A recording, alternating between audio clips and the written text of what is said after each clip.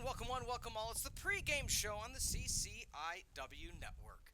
We have the visiting squad from Kalamazoo College taking on the Firebirds of Carthage College. So we have the Hornets, the Firebirds, here on the CCIW network. The pregame show brought to you by the Doctors of Physical Therapy and Cella Hotel and Ballrooms. Alongside my broadcast colleague, the former player and coach, Chris LoBosco, I'm Peter Ferreri. Chris, we were talking a bit when we were, prepping for this game, and the Hornets right now, a winning record, 4-3 overall, including 2-1 on the road.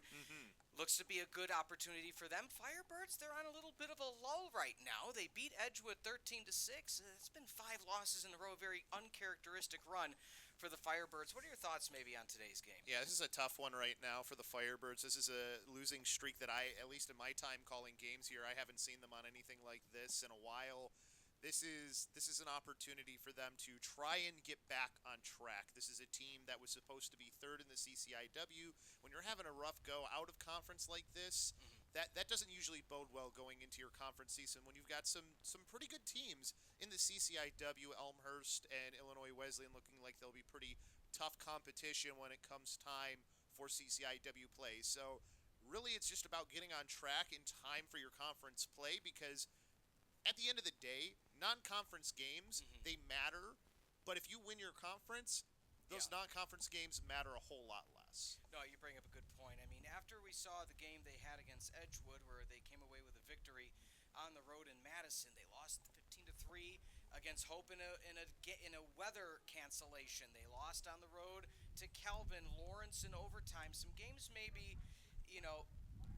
long story short is, it's a situation where we expect to see the Birds able to do something, and we'll see what happens with the Hornets. Before we jump into starting lineups, let's look at some of the statistics on where these two teams lie in terms of how they got to this point. And as we look now at the starting lineup, or I should say where we're going here on the Firebird Broadcasting Network, the Pullman Auto Store statistics. Chris, talk us through it. Yeah, you can see that Kalamazoo, even though they have a winning record, they're getting outscored by their opponents, especially when they've played good opponents. They really have struggled mightily this season. So this is a team that you should be able to take advantage of. They've been putting 20% of their shots on. It's okay. It's not anything crazy. Their save percentage at 53% is not too bad. They're not getting a lot of assists, though, so that tells you that it's probably top-heavy, they're scoring, which means that they're not getting multiple players involved. So if you can really key on maybe a few guys, which really all their scoring is only about from 3 players, you can really take it to this team. They've got a lot of turnovers that they've been doing per game as well, so you can take advantage of them probably on the ride that meets. And they're terrible in the face-off, under 40%. You're not even winning half or close to half. That's something that they can take advantage of. Let's look now at the statistics for the home Firebirds in what can be a game to get them more or less off the schneid and where it needs to go. Yeah, they've also been having a little bit of trouble in the face-off dot, as you can see, 36%, which is opposite of what we saw when we last saw them play, Pete, when they were playing Edgewood and they had the win. That one, they handled things pretty well. It would be Dubuque was the one that we did together. They were winning in the face-off dot, so you've got to be able to do that. Their turnovers per game, obviously, a little bit better as well. They're causing a bunch. We know that they're a team that will ride aggressively, so need to have that aggressive ride against a team that does turn the ball over the way that Kalamazoo does. Let's look now at the players to watch, brought to you by the Doctors of Physical Therapy. Let's start with Kalamazoo. Chris, who do you have that we need to keep an eye on? So the player we're going to watch here today is going to be Dylan Atkins. He's going to be the player to watch for them. He's actually their highest volume shooter on the team, but he's only their second scorer. 8 goals on the season for Atkins. So he's going to be one of the players we're going to watch, a midfielder for this team. So watch how is the offense going to go through him and is it because he's dodging a lot and creating opportunities that way? Does he need to be looking for more assists? Because the shots right now and the volume aren't translating to the amount of goals he has. Still has a decent amount, but not as many as you would like for the amount of shots he's taking. And that's kind of what you're hoping for if you're Kalamazoo. On the flip side for the Carthage College Firebirds, again, they may be without today number 1, Captain Jake Westland, so we're looking at Colin McClure. Yeah, and Colin's got to be a guy who steps up big time. He's only a sophomore, but this is one of the future leaders of your team. He's already your second leading scorer as well. He's been doing it on a low volume amount of shots, too, to be that second leading scorer, which is impressive. We'll take a timeout now. The national anthem coming your way on the CCIW network. Hornets, Birds, coming up.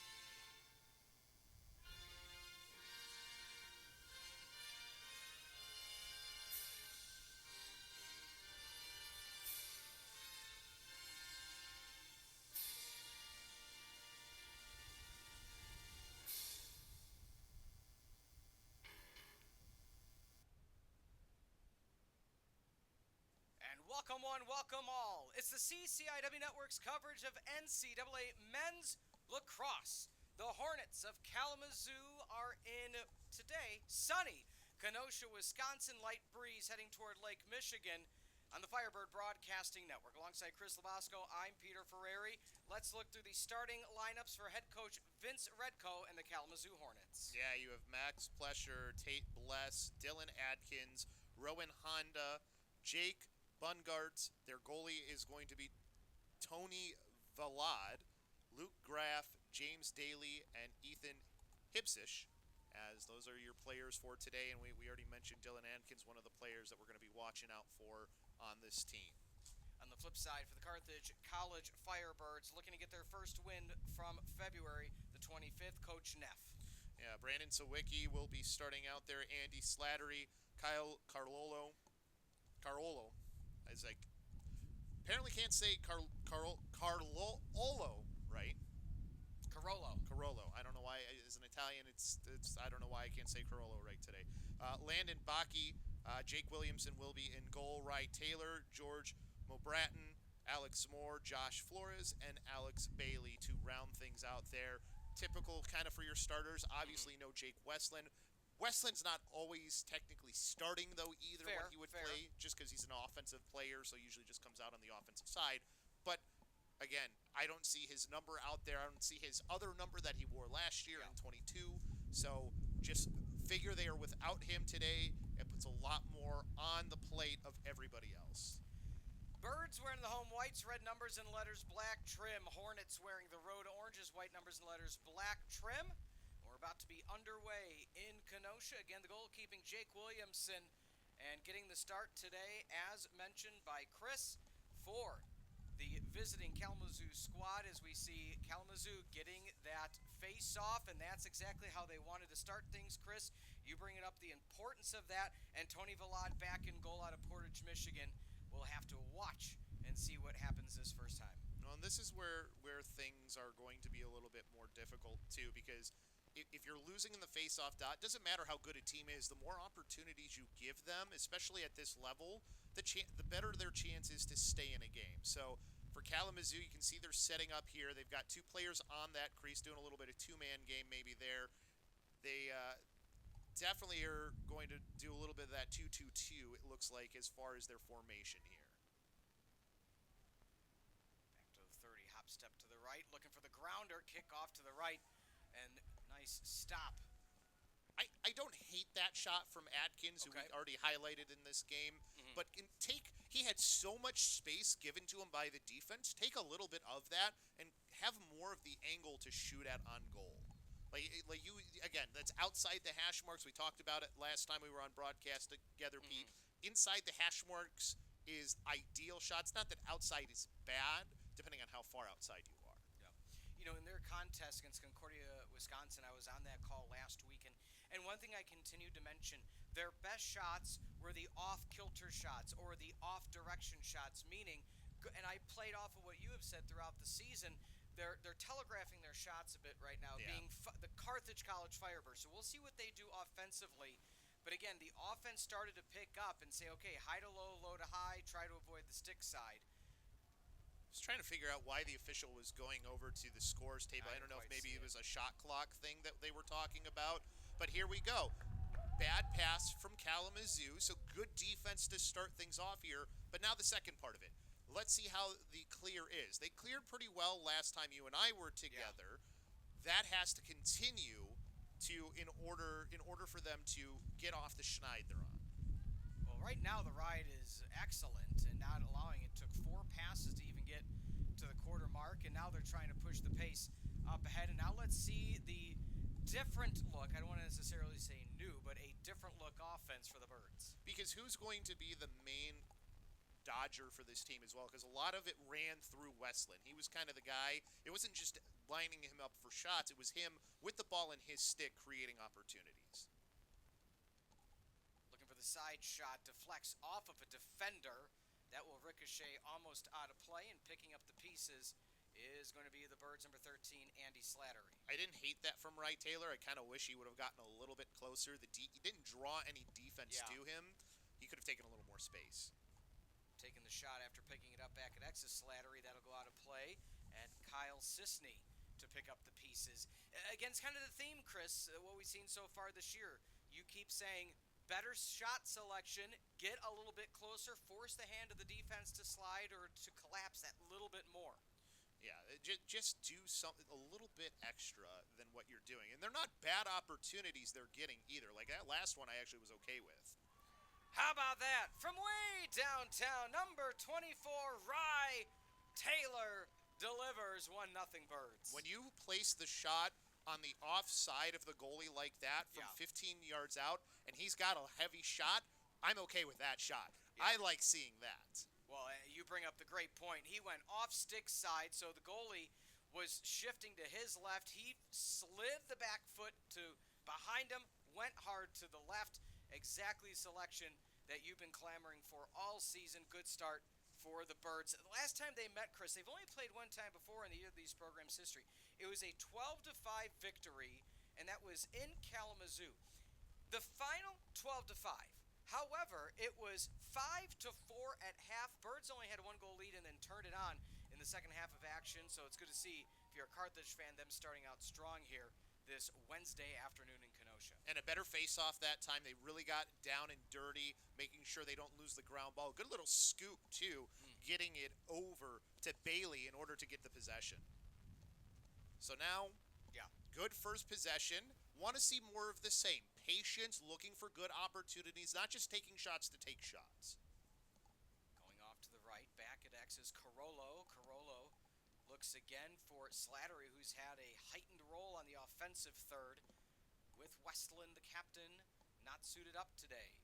And let's look to see what Alex Bailey, the freshman's able to do. Bailey has had an increased presence, and that one's going to be picked up cleanly by the Hornets. That's a tough one. I understand what he's trying to do. You know, your crease slide is usually what you're going to have there when you have a man in the middle, so you look for that player there. You just, there was a couple extra players kind of muddying things up, but Kalamazoo is not giving themselves any favors. They're giving the ball right back. Yeah, misguided pass by the Hornets. Fairly uncharacteristic through our studying of the team. And you look at what they've done, scattered in with the 3 losses, it's been quality wins and close wins. One team you and I have some familiarity with, a 10-9 victory over the Scarlet Hawks of Illinois Tech. Always a good team out of the NAC conference. So Kalamazoo, they're finding their way right now this early season. And Carthage, let's just talk conversationally, Chris. When you are used to winning, not only as a player, not only as a coach, but as an institution, what are the conversations when it's not just 1 or 2 losses? You have a string of losses, and like you said, it's the first time since we've been here in the past 5 years we've seen something like this. Yeah, it's really about kind of looking within and seeing what am I doing that can hinder things? How can I make things better? What a, because they've played some quality opponents in that time too. I think is worth mentioning. Hope is traditionally a really good team. Losing to them the way they did is not a surprise necessarily when you're talking about one of the best teams in the Midwest region. So you have to kind of look at it that way as well. As you did play a couple of good opponents in that time too, but it's more about figuring out the ways that you can make things better. What are the little marginal things that can make a difference in a game, that give you that extra possession? You know, what are you doing on your ride that maybe you aren't doing enough of? You know, just little things. Well, and we can talk about it as well as the game progresses. This is the biggest turnover year that the Firebirds have had in many, many years. Why do I mention that? When these two teams met a year ago, opening goal scored, Ben Kroc, graduated. Yeah. Second player on the team, the Fry guy, Andrew Fry, gone. Third goal, Jacob Cameron, gone. Assisted by number 1, Andrew Johnson, gone. Yep. Every point, the first 5 points for the Birds a year ago were all players that have graduated. It's a very senior and upperclassman heavy team. You still have some quality seniors, but you're relying so much more on the freshmen now. It's going to be some growing pains, not to sound cliche, but with those growing pains, you're going to see the flashes, and you're going to have opportunities like today. Great job defensively again. Talk me through that really quickly, Chris, before we talk about the leadership change. Just having the wherewithal defensively to know that shot's not going to be there, who's going to be the closest one to X? Yeah, I mean, if there's nobody at X on the opposing team, you've got to be hauling for that back line. That's one of those, again, marginal things, little things that you can do to make a difference in the game. You have now an extra possession. By the way, I want to just point out, too, they have been clearing in an excellent way. You pointed out how it took them multiple passes on their first clear. Correct. That is patience. That is what you want to see on a clear. You don't always have to go. You have 80 seconds to get things going. They have been patient on their clear, and when they see opportunities to just go, they take it and run, and then they're smart about making sure they have somebody back. Just trying to see how that shot went and if they were going to be able to chase it down. That's one where your guy at X needs to be the first player there. That's the opposite of what we were talking about, where you've got to make sure that especially if you're at X, you should be closer to than anybody at getting to anything towards the back line, even if it's more towards the far sideline as opposed to the back line. Even that far sideline, that's your responsibility at X. Because you're shifting to where the ball and the pass may be coming in. You're saying there's no reason to be on the near hash when your play is, unless it's a play setup, you need to be following where that action is. But even still, even on play setups, if you're the person at X, I mean, if the dodge is coming from the near side, in the near alley, or anything on that side, generally you're mirroring the ball. So normally you're on the other side, because where is the defense going to come from? Probably going to come from the middle. Fair. So that cross, usually that's where that person will be. I mean, you can sometimes be on the same side. Maybe you're doing a little give and go or something like that. So there are still opportunities where that happens. But you should still have somebody on that side who shouldn't lose the race. Just under 7 to go in period number 1. Nice swipe from behind by the Birds. Outstanding defense. Number 31, Alex Moore said, "Feed me more." Chris, talk us through that defensive stand. That's just a guy leaving the stick out to dry and not pulling it through after he dodges past somebody. That's just good trail play. If somebody's going to leave the stick out there for you, take advantage of it. That's why you've got a 6-foot pole in order to do something like that. And for Kalamazoo, can't hang your stick like that. If you're a junior player, I don't expect you to be doing that, especially when you had a pretty good dodge to open yourself up. Quick pass to the near side, and that will matriculate off the stick of Bailey. That's a tough pass. Bailey was open, or getting himself open, but the pass hit him right in the midsection. It's hard to move the head of the stick to receive that pass. They're going a little bit quick again, though, on offense. They're not really having some patience here. And that's something that I want to see them kind of work the ball around a little bit more before they get into the flow of their offense. Make sure that they're set up properly and they're not going too quickly and just giving these possessions right back. Like, take some time on the offensive end. Give your defense a second to rest, too. For Kalamazoo here, I want to see them get set up as well because they've been kind of going a little bit quick. They've also just had problems just getting the ball around. Yeah, which is surprising, especially they scored only 5 in their last contest, but 11 before that. That was a save. That was a good save from Williamson there. Oh, my gosh. And that's what he's done as the season has progressed, Chris. Rise to the occasion. He's maybe facing more shots than he's used to. That one, no doubt about him, a right corner, delivering the pieces is Ronan Honda, the midfield out of Culver City, California. Kind of little bouncer on it, too. Makes it really tough on Jake. Even when it sticks side, if you change plane, and then if it changes plane again, that's tough for a goalie to stop because you can see he's going low to try and stop it and kind of bounced right over him. So a tough goal, and player getting that open in the middle, too, that's always tough. Well, I was going to ask as well, Chris, so a goal at the top as mentioned. So we are tied at 1 apiece. Number 8, Honda, only his 4th goal of the season. Face off on the ground, pushes to the far side, trying to pick up the pieces, and able to do so for the Birds is George Mo Broughton. So good job by the LSM getting possession here. That's why you put him on that sweep side or the side where you think that the ball is going to go ground ball wise, because he's got the longer stick. Should be easier for him to get the possession here. And yeah, this is something with this team. They've only got 3 players with double digits in scoring. So any extra scoring they get really bodes well from them if they get their main players going too. Start off the season with a 1-goal victory for Wabash. As mentioned, a 1-goal victory against Illinois Tech. It is a seasoned squad for Kalamazoo, Chris, in the sense that they can win in the blowouts, but they've had 2 you can win in a close one as well. So it's kind of the mindset. They're never quite out of it. Yeah, they've been blown out by some really good teams. Yeah. The one team that they do have in common as well was actually a worse loss for Kalamazoo than it was for the loss that the Firebirds had. Oh, gets the one shot. I believe that deflected off the pipe, but as you mentioned, smart play back at X is Slattery.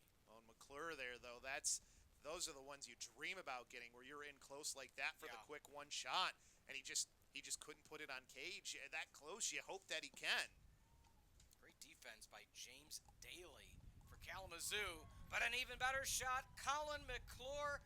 Chris LoBosco's player to watch. He heard you from up top, delivers for the 2nd goal, and on the season, McClure, number 14, second on the squad. Well, they're seeing something that they can easily expose here.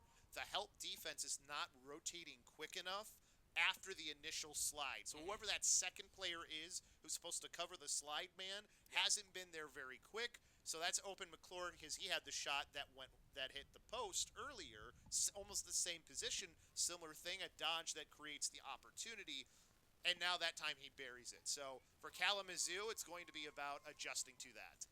Kian Schugel wanted the face-off goal for make it take it, but nonetheless, Chris, Carthage maintains possession. They've dominated more or less in the time of possession, and they're out-shooting the Hornets 10-5.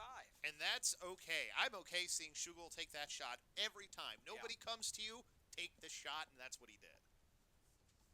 They keep the possession here, too. That was the other nice thing as well, because fast break, usually you're above goal line extended for all of your attackmen, so the fact that they're able to win the race and keep that, but then good opportunity and then not the greatest, but they do take the ball back here, but I think they're still on their same shot clock, so they have to be cognizant of that. So only 40 seconds here, you don't get a fresh 80. So Wiki kind of lost the handle when he got that outlet pass to the near pipe, but then Arnold was able to pick up the pieces. That one was a high, I believe that was a bouncer by Bailey. And Bailey, again, a true freshman, Chris, but he's kind of fearless to take those shots. It's good to have that confidence as a freshman. Yeah, I think that was just high to high. Okay. I don't think he got anything else on it because it was right into the stick. The goalie didn't even move his stick. So that's again shot selection there. I like where he's shooting from. I don't like the location of his shot. Far side. So a very good ride again. We've seen they're aggressive on the rides, especially when it gets to the midfield line, because they tend to either play like a zero or they'll play off sometimes. And that's what you saw there, a lot of bodies around the ball, and they were able to take it back. So now they get themselves another possession. Ben Thomas comes out, one of the defensive stalwarts for the Birds, along with Alex Moore and co. Let's see what the Birds can do offensively. Carollo takes the shot, and that's going to go off the stick and picked up defensively Once again, number 33, James Daly. He's had his name said quite a bit these past 90 seconds. Yeah, so that a better shot too, as far as location for the Firebirds. Good job getting the save. Might have been a little bit of help on the defensive player out in front. So you get not the worst possession we've seen from the Firebirds, but sometimes you just don't score, so it's okay. I like the patience on how they were attacking things, and I think Kalamazoo, they're taking a timeout here, Dr. Pete, and Yeah. I don't think that's a bad thing to do right now. Yeah. When you consider the fact that you haven't had the greatest offensive possessions yet. Get set up the way you want, get the players you want out there. Don't have to worry about getting those players out onto the field too. You just get a much better start. And I think if you're the Firebirds, you're happy you've caused this time. Correct. And speaking of timeouts, while we have a moment, if you're interested in applying to Carthage, take the next step in your educational journey. With Carthage College, the admissions process is simple. Whether you're an undergraduate transfer, graduate, or international student, visit carthage.edu/apply for details or contact our admissions team at 800-351-4058 or admissions@carthage.edu. We look forward to welcoming you to the Firebird family. And you were talking earlier, Pete, about how this is not a upperclassman laden team on the Firebird side. It's kind of the same thing on the side of Kalamazoo, at least as far as seniors are concerned. They've got a decent amount of juniors, but they've got a lot of freshmen and sophomores as well on their team. Yeah. So timeouts like this to talk things over situationally, never a bad thing to do. Well, and what are you talking about on the defensive side for Carthage? If a timeout's caused by the opposing team, you've been on both sides. You've been the player, you've been the coach. What are you talking about when coming out of the timeout, you're on the defensive side? Well, this is where it comes down to scouting, right? Okay. Like knowing how they attack a defense and then just being prepared and going over those things that they probably talked about prior to coming into this game. Those are the things that you're usually kind of highlighting here. Particular players that you want to make sure that you're keying on properly as well for this team. Are you paying attention? How much are you paying attention to? We had a stoppage here. I think they were about to restart. Yeah, no, they're restarting the shot clock to 55. Yeah. So they had done a full restart to 80, not recognizing the time taken across midfield. So now this is one thing here. It looks like they're going to invert one of their midfielders and have him attack from X. So now a lot more communication is needed here from all the defensive players. Staunch defense again by the Birds. There comes a slide. The underhand pass, lowering his shoulder, nowhere to go with it. Trying to force his way through. Kalamazoo challenged profusely. Number 26, Jake Asnes. The number changed from 10. And the defense continues to stand tall. 20 seconds to go. Kalamazoo hasn't gotten a shot off. Matt Plesker, what's he's able to do? He's holding the cradle back, switches right hand, left hand. That pops up in the air like a can of corn. Where's Nate Kaczynski when you need him? And a whistle going to get called. And Chris, that is going to give possession right back to the Hornets. Now the question's going to remain, they're going to get a full reset. They are going to get the reset. That's a little bit of luck there, honestly, because they did get the possession for the Firebirds. I guess they're saying when the push happened. So push without possession, not a penalty. It's just a change of possession. How about a Nate Kaczynski reference? That is what, 17 years? Yeah, not to show our like age. Last time we saw him, some of these players were born, but nonetheless, all's well with the can of corn. Push to the near side.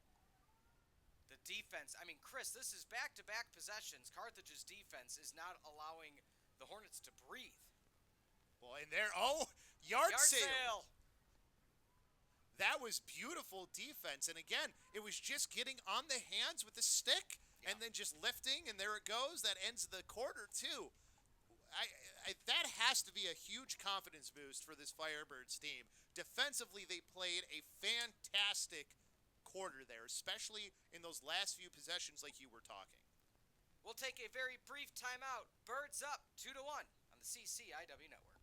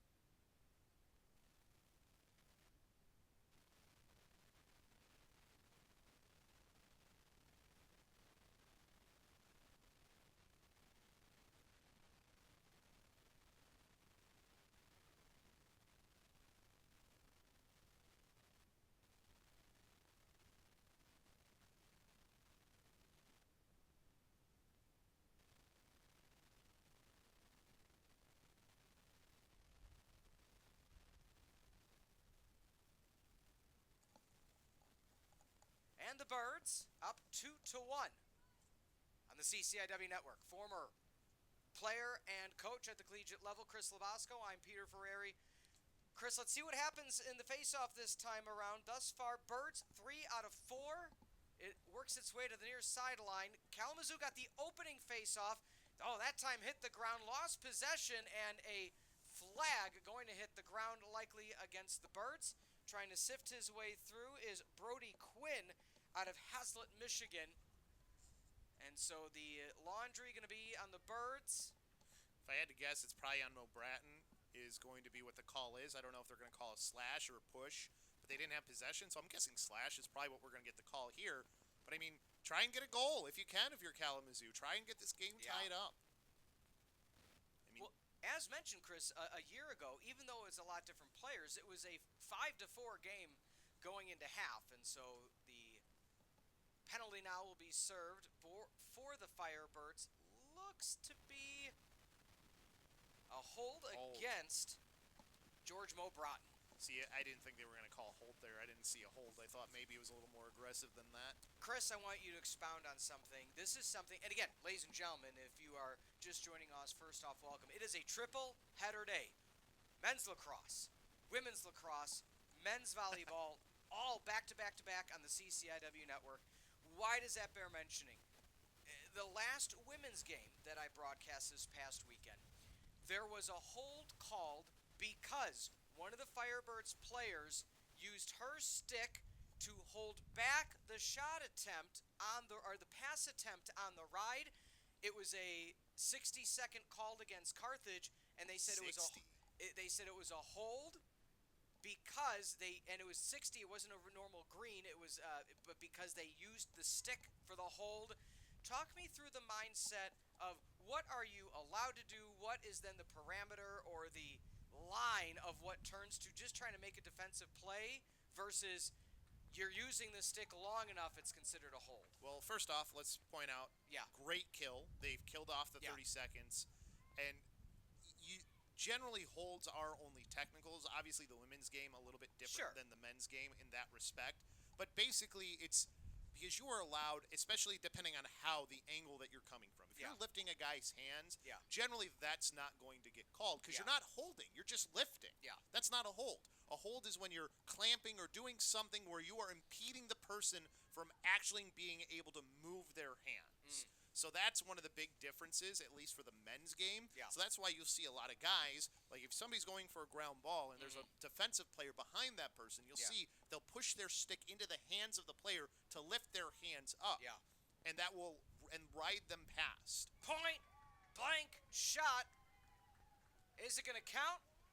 It does. Carthage extends the lead. I paused for a second to know if there was goalie interference or near the crease, Chris, but nonetheless, another goal for the Carthage College Firebirds.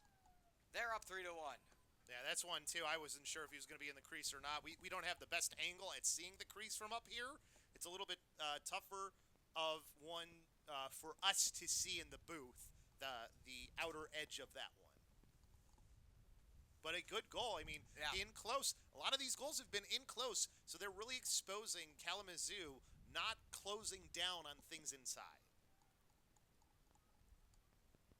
Temperatures picking up as the day goes along, Chris. It's getting to, dare I say, warmer conditions in Kenosha. 60 degrees now off the lakefront. It's going to drop to 30s tomorrow, but it's a fun one nonetheless in Kenosha. And with that being said, Chris, Carthage is 2 games away from conference play. After today, they are in Lexington, Kentucky, taking on Transylvania this Saturday, and then they are back home on the 4th against Augustana, so they have more or less a week before conference play starts. So lacrosse, I say it all the time, one of my favorite sports, but it just goes too fast. It really does go quick. They really condense the schedule down for the college season, and they kind of have to, so it's understandable. But when you look at it right now for this season, you know, blink an eye and they've already played 10 games. It's crazy how fast it'll go. It's not like football where you're only playing once a week.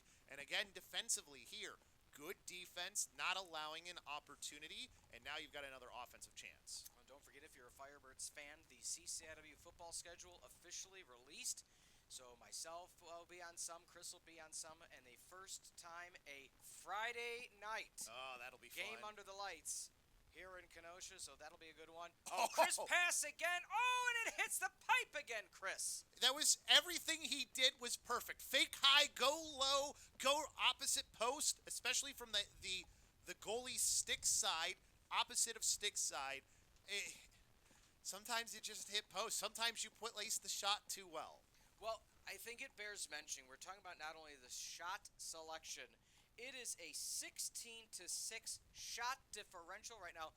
Carthage is going to get theirs if they keep making those type of shots. Yeah. By my unofficial account, that is 4 shots out of the 16 that have hit the pipe. Yeah, that's just so unfortunate for the side of the Firebirds that they've hit as many posts as they have, because they'd be up by 5 goals, 6, 7 goals right now if that weren't the case. Well, and one thing I've again learned throughout our tenure of working together, and ironically enough, mentioned it this week and went and saw the Chicago Wolves play over at the All-State Arena versus the Iowa Wild, and had some friends and some my daughter and her friends with as well, and I just said, you just got to keep making the shots. They'll eventually find the back of the net, whether it's hockey, whether it's lacrosse.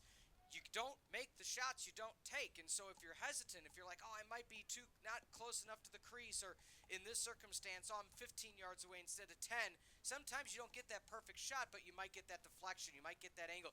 You might get the goalie keeping their eyes on a soft focus at one of the players you may try to pass to, and instead it gives you the lane. Yeah. And so Carthage right now, again, 16-7 now the differential. And there you see the youth of this team that ends up causing the goal. Alex Bailey turns the ball over, and you can see that coach was talking to Bailey as well, talking about, why are you making that pass back to the guy who just gave you the ball? Yeah. Work the ball around. That's what you're supposed to do when your team is trying to get set up offensively.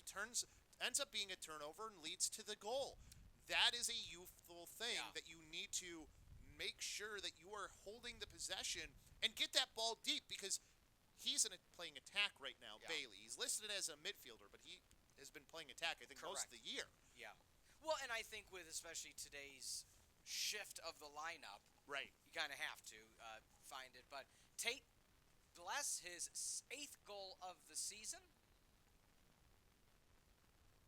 And already a whistle, but that will be a timeout. 10:02, Birds up by 1. Chris? Coach Neff was kind of kicking himself there because he didn't realize that Schugel was going to have a wide open opportunity.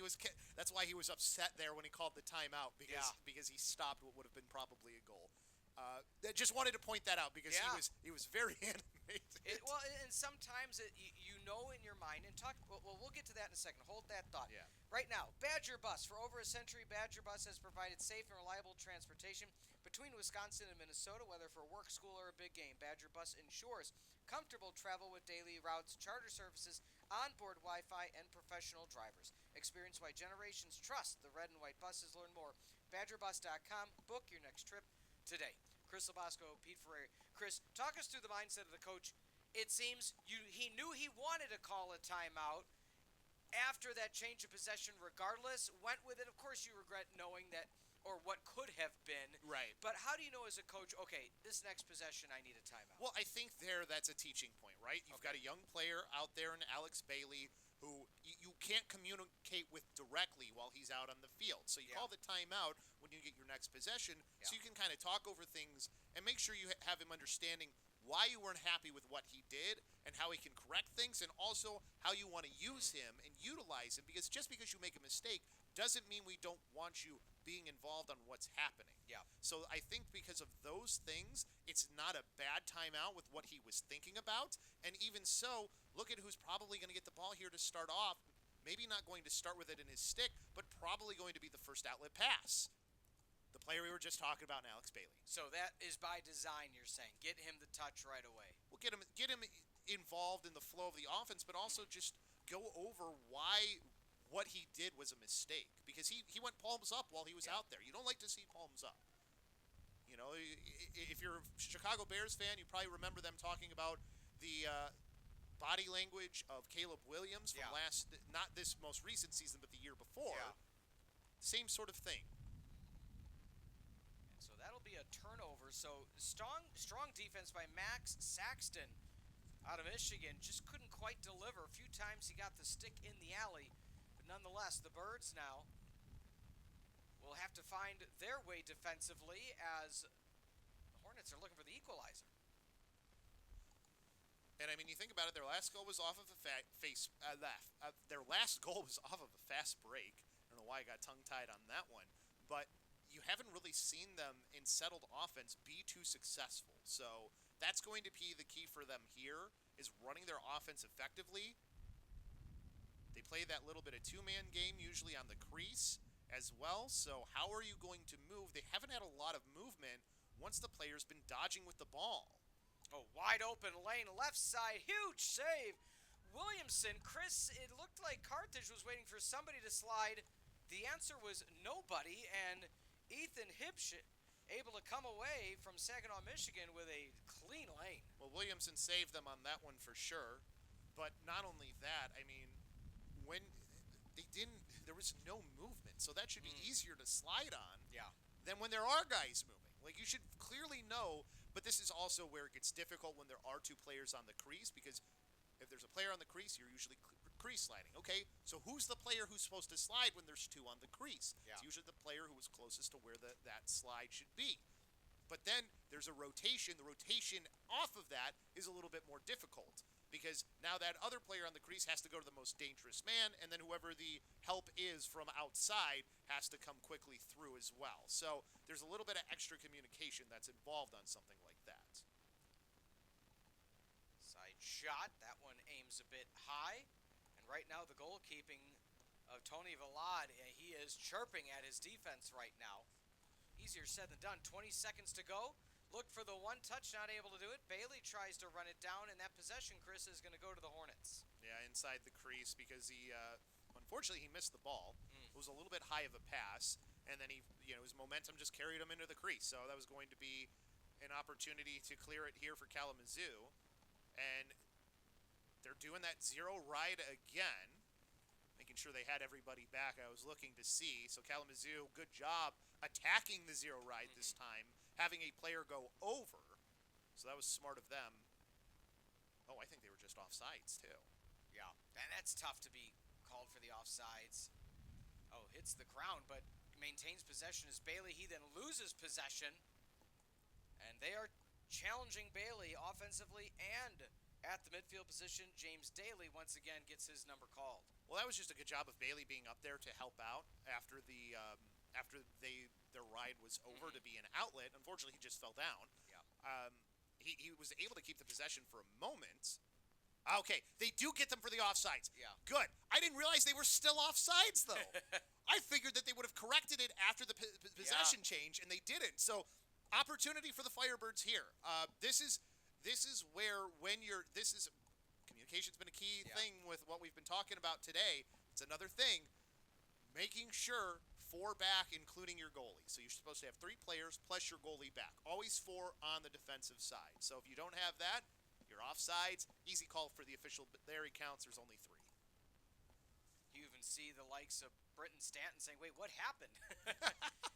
When it's such a delay, you think the call's not going to occur, but nonetheless it did. I just didn't realize they didn't correct it. Yeah. Because when you lose the possession and you see, you should be going back anyways. There should be more than enough guys on the other side of the midline. The slide going low. Huge save by Villad. He says no thank you. And the Hornets get possession. Chris, quick shot on the shot clock for the Firebirds, but not opposed. He went high to low, and Villad had to make a drop-down save. Yeah, it was not too bad of one. And you know what? I think they threw the flag, but I don't think it was actually a flag. I think it was just a change of possession. Because that's why because it's like, why didn't the ball start at midfield if it's a penalty? Fair. So the flag was thrown, but it wasn't a flag because it was to get the attention of the other officials. You think? I think so. Okay. Maybe something like that, because it's one of those things where if you have the possession and you're offsides, well, you just lose the possession. So the spin, defense standing tall yet again for the Birds. 34. Rocco Paddock doing a solid job today as well. Dodging left side is Hipsch again. He's had his name called a few times, as well as Cale Cook. And a reset of the shot clock. Misguided pass, Chris, at the end line. Tate Bless couldn't get there. Well, even just looking at it for these games, I mean, the Firebirds haven't given up more than 14 goals all year long. That's pretty good. Yeah. Even though they've been blown out, quote unquote, in some of those games that they lost, they're not giving up. It's not like they're giving up 20 goals. Correct. So defensively, they've been a solid unit all year long. It's more the offensive end where they got to get things going. The one touch pulls the trigger. What a gnarly goal by number 24 for the Birds, Rye Taylor. Fast breaks run properly is so beautiful to see because there's always a ton of passing in it. And that's what you saw. Pass to pass, cross the goal mouth to the other side to a wide open player. Just got to pick his spot and score. You bring up a great point, Chris. It's that one extra pass that maybe in the past few weeks we haven't seen from Carthage. Yeah. And it's more or less growing on the fly that we're seeing they're able to do today. In the circle right now is going to be number 6, Ryan Everham. And to expound upon that, so we talked about Jake Westland not playing today, probably because of injury. We won't speculate on anything, Yeah. but 71 shots he had. That's double anybody on the team. So that is a significant amount of shooting that you're losing. So now players have to step up, and really it is going to cause you to grow. That's one of the big things that's going to happen here, and I think that's something we're starting to see from this Firebirds team as this game has progressed. They're really growing into themselves here. They cause a turnover along the sideline, and you see the sideline gets fired up with what they did. Opportunity now, Birds doubling up the Hornets 4-2. They have 4:25 left in the opening half of action. Game 1 of the triple header on the CCIW network. Let's see the action now for Sisney. Not a lot of movement. Bailey setting up in the middle. He works his way back up to the point. Nowhere to go for the pass back at X. Near sideline is Sawicki. Let's see if they get it to him. Slattery gets it to Sawicki. Sets up now for Sisney. Defense giving a little bit of a gap. Grinding in, nowhere to go. Contact, and things are getting chippy as the goalkeeper, Vlad, is down on the ground in the goal, Chris. Yeah, I think that was Arnold made a lot of contact with him on the dodge there, and it was kind of because he was pushed into the guy. Yeah.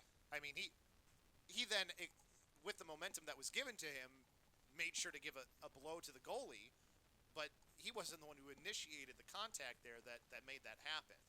But he definitely finished it, that's for sure. Yeah, so possession will change. Yeah, that easy call for the officials there. I mean, that's way too much contact. They're going to call that every time. Well, especially with the goalie. Yeah.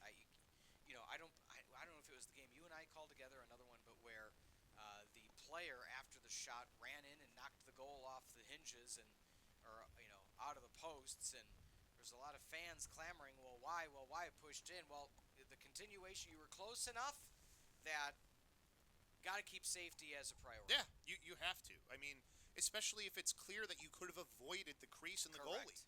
goalie. They'll give you some leeway. They won't give you that much leeway. When you're diving in for a shot that you're close enough that any contact forces the goal itself to go on its side. Grounder low to high. And you just see a little bit of frustration, understandably so. Ethan Hipsch said, "Where were you?" to his team. Nobody was back at X retreating enough when that shot was getting ready to get fired. Yeah, that's one that somebody should have been back there for, too. It wasn't like it was off of a dodge and you got people rotating. It was just a pass to an open shot. There should be somebody back there. For the Firebirds, hey, again, hustling on the defensive end, giving you another possession, because just because there's nobody back there doesn't mean that they wouldn't have somebody hustling on Kalamazoo. So I've liked the pace of play that we've been seeing for the Firebirds. Again, patience, setting up. And now they're dodging from X this time. They've been doing a lot of dodging from up top. Now we saw one there from down low. Well, mixes it up a bit as you approach the final 2 minutes plus of the opening half.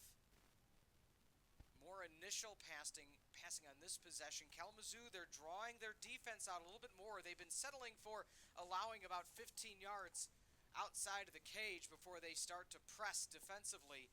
And this time you see the likes of 24 Oscar Sears trying to help out defensively along with Jack Bungart, excuse me.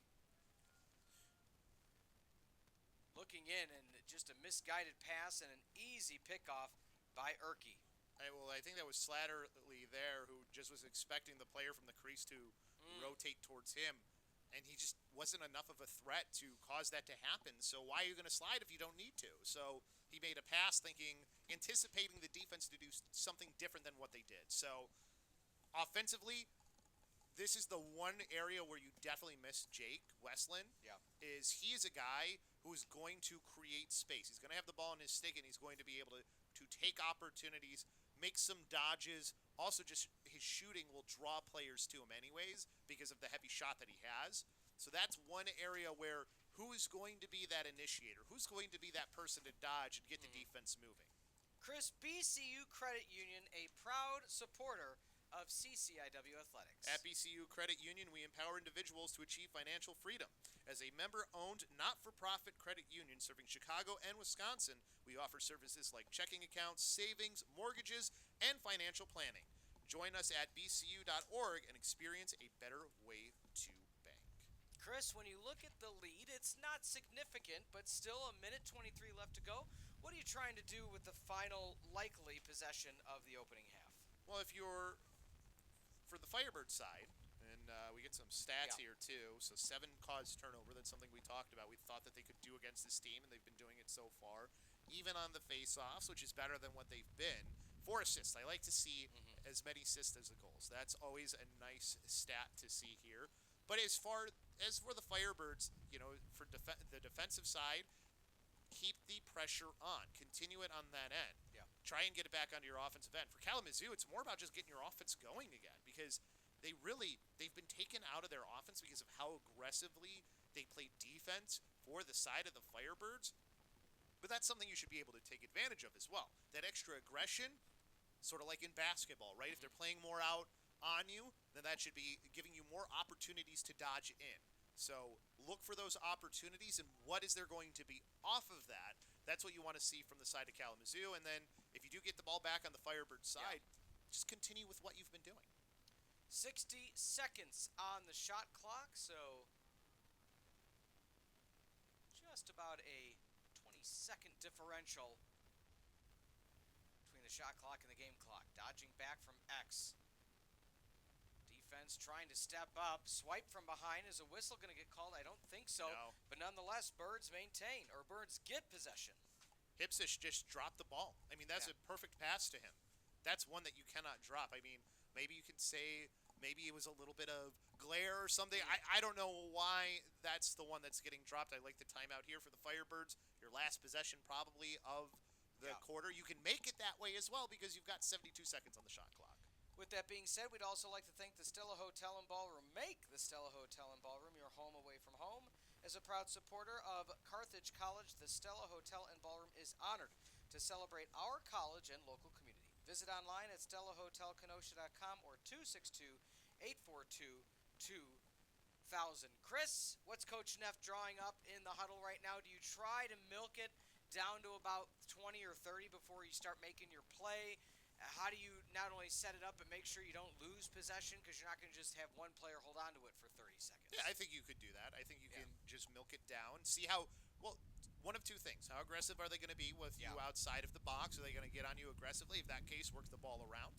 If they're not, then just kind of wait and set up the play as soon as you hit that 20-second mark or so, depending on what it is you're setting up as well. Do you want a little bit of extra time while you're running the play for the action off of whatever you run? Because, again, one thing with any play in lacrosse is generally, there's a lot of motion in the game. And just like in basketball as well, there's usually something off of whatever your initial plan is, off of that, because of a redodge, another, re-isolation, whatever it is. If you're used to basketball, if you're doing an isolation play, there's usually something off of that you can do if the initial isolation fails. So really just depends on what you're trying to run. But here, I think that they're going to just hold on to it. They're staying outside. They'll probably wait till about maybe 20 seconds, and then they'll run their play. And they might even start a little sooner, it looks like here. We'll We'll see what Cisney is going to do as far as his dodge. Or they might go down to X with it too. I mean, you could invert here as well. Inverting is never a bad thing. If he's one of your better dodgers in Cisney, have him start down at X and let him work from there. Have the whole field to work with. Down to 20. The screen. Looked for the near cut, wasn't there. Side shot, I believe that hit near pipe again, Chris, or at least the left boot of Vlad. Well, with where that pass was, you just weren't really able to get any good shot off anyways. And Williamson stops it with 4 seconds to go, and that should end half number 1. The turn, the shot won't matter, but my goodness, Kalamazoo almost scored with 10 seconds to go. But nonetheless, Chris, before we take our halftime timeout, thoughts on half number 1? Well, it's a good half for the Firebirds. You know, it's only a 2-goal lead, but defensively, they've been absolutely stout. Offensively, they've been fairly patient. They've had a lot of shots. They haven't been having the success on those shots that they would like. And again, part of that's still shot selection. But from the last time you and I did a game together, their shot selection has definitely improved. Yes. There's no doubt about that. So I want to give them credit where it's due. Could still be a little better, though. Still strive to be better with that. And now just making sure they get some shots actually on cage, though, too. They've been a little wild with some of their shots. When we come back, face-offs. They're a dead even 4 apiece. Who will get face-off number 5? We'll be back on the CCIW Network.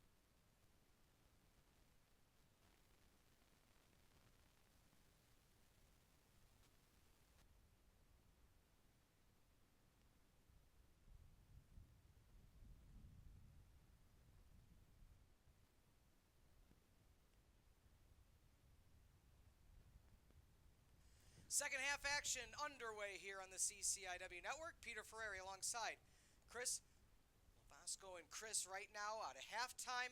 Already the face-off won by the Birds. It was even at the end of the first half of action.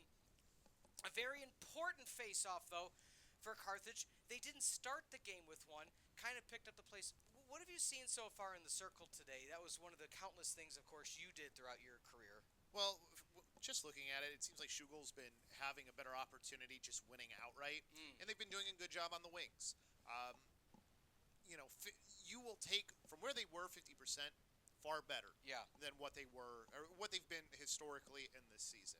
It just gives you that many extra possessions, right? Could be 2-3 different extra possessions you get a game if you're just winning 50%. So, good thing from them here, getting set up offensively once again. Back at the point, looking low is Bailey. The deflection, and out of play it goes. Possession to stay with Carthage. Yeah, Bailey got a heavy, heavy shot that caused that to be a rebound. You don't see many rebounds when you're playing lacrosse. So the fact that it came out that far tells you he's got a pretty hard shot that he's able to do. So I liked that from Bailey that time. It's one of the better possessions that he's had here in this game. On the near side, strong challenge, and that's going to be a cross-check, Chris. A little surprised too much, but no, nonetheless, Oscar Sears called for it. I think it'll be push with possession is what the call will be. Got him right in the square of the back. Pretty easy call for the official there. So it should only be a 30-second technical. I don't think they'll call it a cross-check. Not that they can't. Yeah. Because there was a little bit of it wasn't like a. I think it's just going to be a 30. We'll see what they give him here. Yep, they'll give him the push. So 30-second technical is what the call will be. I think that's the proper call. I don't think it was egregious enough to warrant a cross-check. Got it. So 30 seconds here, though, man up. So we haven't seen too much man-up opportunity for the Firebirds. I think this is probably the first one, actually. Yeah, by our accounts, indeed it is. I was going to mention near the conclusion of the first half. Just get it on net. Just get it on net. So close. Chris, what would you have done differently in that circumstance? I mean, he was trying to go high opposite shoulder. He was going for an opening, just kept it too high. I just would have went low. Yeah. Honestly, I always go low when I'm close like that. You got to think, okay, the reaction time of a goalie is already pretty impressive for goalies even at this level. But to go from opposite stick side low, that close, you don't have the time to get there. You just don't. You got to throw your body in the way and pray. So that's where I would have gone. I'm where he went was okay too, but you better get it on net that close. That's you're just passing it into the goal at that point. You don't got to put a lot on it. That's something that you learn the more you play lacrosse as well. You don't need the 100-mile-an-hour shot every single time. Nice job getting the stick in the lane. That's all you can do sometimes. Josh Flores coming away with it, getting his name said for the first time today. Alongside 23, Aiden Weiss. And the defense, again, Chris, it's always a good thing when you don't have to say defenders' names, as you're well aware. And so Carthage's defense, minus some tough shots, they've been standing pretty tall. That's one of the reasons you'll be happy to say their name. Yeah. Is when they do a heads-up play like that.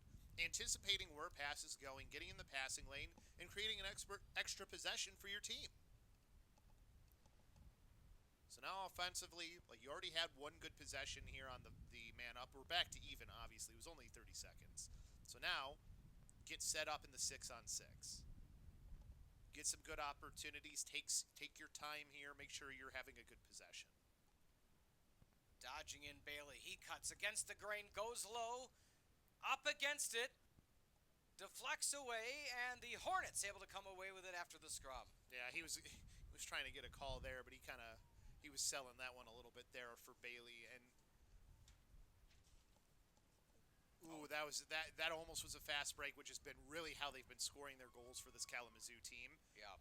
For Bailey's dodge there, just switch to that left hand and then come back to your right. I don't like the just holding it out there. You're really leaving it there for somebody to take away from you. Now, granted, that didn't happen, but you're just leaving yourself more open than you need to. The other thing, too, if you're going to dodge like that, you've got to get a better shot or you've got to get from a better location.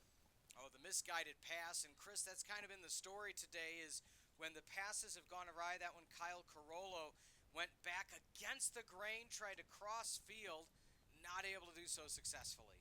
Yeah, some of those passes have just been a little bit odd of a place to be making the pass to. Not looking for the easier outlet sometimes, and making the pass harder on the person who's going to be on the other end.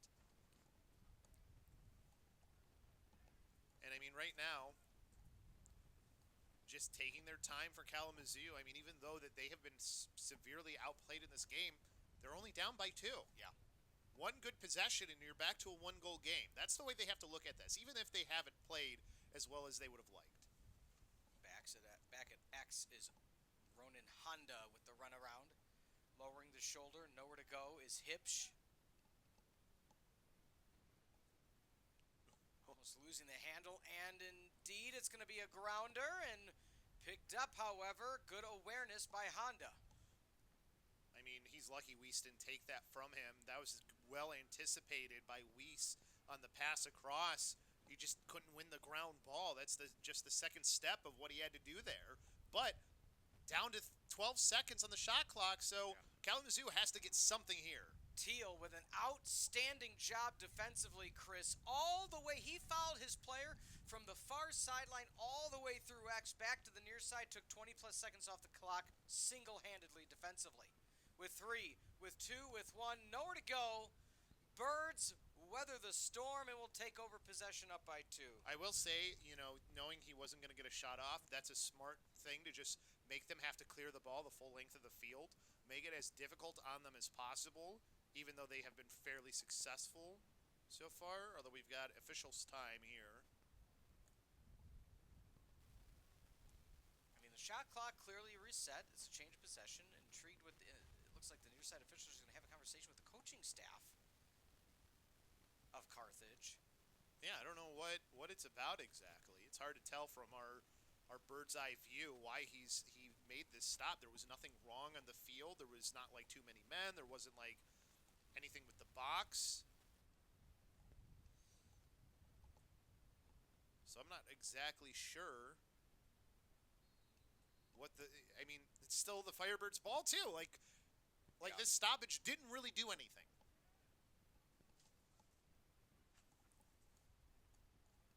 Good clear, though, by the Firebirds. So, smart decision to just take it across and walk the dog. Oh, kick saved away. Valad said no, but the opportunity was there, Chris. You were getting excited. Nobody slid over to mark Landon Bakke. I thought Mo Bratton was going to get himself a goal there. I really did. Pretty good shot placement, too. Unfortunately, just didn't quite get it on cage. So we have an official note from our executive producer, Owen, and the note is they wanted to re-put 77 seconds on the clock instead of 70. Okay. I don't know if the game was worth stopping for 7 seconds. I know as an official you have to do things properly. Yeah. But I think sometimes you don't have to. That's just my thought. 7 seconds isn't going to make a difference for the Firebirds. They cleared that ball with plenty of time, and the possession's already back to Kalamazoo anyways. But again, it's only a 2-goal game. This is the one thing for the Firebirds. You've been the better team. Now you've just got to show it on the scoreboard.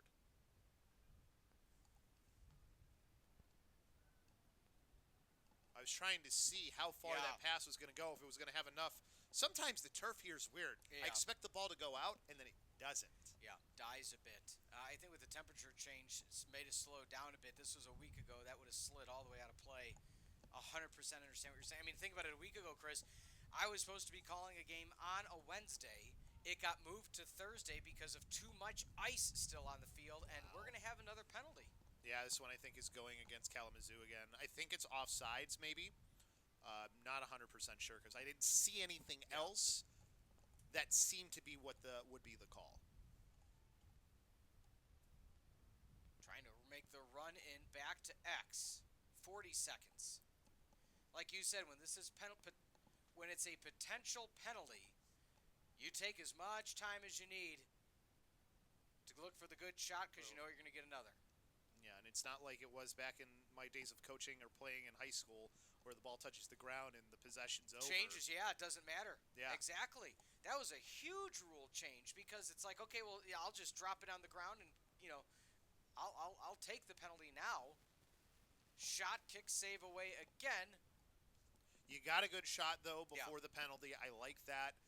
Good save by the goalie here as well, and Vlad. But now let's get the call here.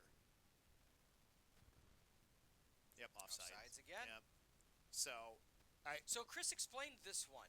It was off cam, so I didn't quite follow where this one occurred. So I think this one was they didn't have enough people back on attack was the problem there. You need to always have at least 3 on your – so there's a minimum number that you need on both halves of the field. Yep. You need a minimum of 3 Correct. on your offensive half and a minimum of 4 on your defensive half, depending on penalties. Yeah. So penalties will change the math, and we're getting a timeout here, I think, Yes. from Carthage. By all means. So the you can be down to 4 players, but you still need to have 3 back always on the offensive side. How many are on the offensive side is what matters most as far as numbers, and then as you lose penalties, you lose more on your defensive half. While we have a minute, let's thank Pepsi. Nothing beats the crisp, refreshing taste of Pepsi, whether you're cheering from the stands, hanging out with friends, or enjoying a night out. Pepsi is there for the love of it. This iconic cola celebrates everything you love, from music and sports to everyday moments. So, crack open a cold Pepsi and raise it high, because life's better when you go all in for the love of it. Pepsi, for the love of it. 4-2. Chris, that's 2 offsides against the Hornets in this, not only in this game, but probably in the past 10 minutes of gameplay. It happened near the end of half number 1. Avoidable, of course, but how do you kind of converse with the team? Hey, we got to stop doing that. This is where communication on the field is important, right? And understanding who's supposed to be the player back, all right? Got it. So that usually falls to the midfielders. That's where you as a midfielder have to have awareness, right? Because if I'm an attack player or coming onto the defensive side to help on a clear, there needs to be a midfielder on the offensive side to keep the numbers proper. Because that's something you'll see them do. If a ride is really aggressive or something, or really not allowing for any of the midfielders to be open, an attack player can go across if there's a midfielder back, because you still have 3 back. So that's one thing you'll see a team do. So things like that, you have to be paying attention. You just have to have the awareness of where you are and making sure that at least somebody recognizes that they need a player back. And this is somewhere where they're going to miss Westland. That shot that we just saw taken there by Taylor, probably one that's normally where you'll see Jake Westland take that shot on their man up. Reminder, women's lacrosse, 6 o'clock in the draw control circle to begin that contest, and then 7 o'clock men's volleyball. So Chris will stick around for lacrosse, and I will make the long walk to Tarbell Arena for men's volleyball. Formerly number 1 ranked, dropped to number 3 ranked in the nation after a 5-set loss against the very tough Dewhawks of Loris on the road.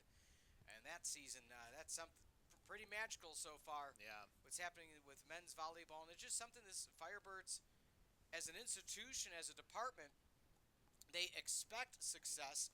And that's why, Chris, this will be the 3rd time mentioning it now. We're kind of surprised with these last few games by Carthage. You just expect them to win, and that one will go out of play, staying possession with the Hornets. You just expect them to win no matter what sport it is. Right. It's not like we expect them to be the top team in the NCAA, but this is a team we expect to be competing for the CCIW. That's where Carthage has been for the last, I don't even know how many years now.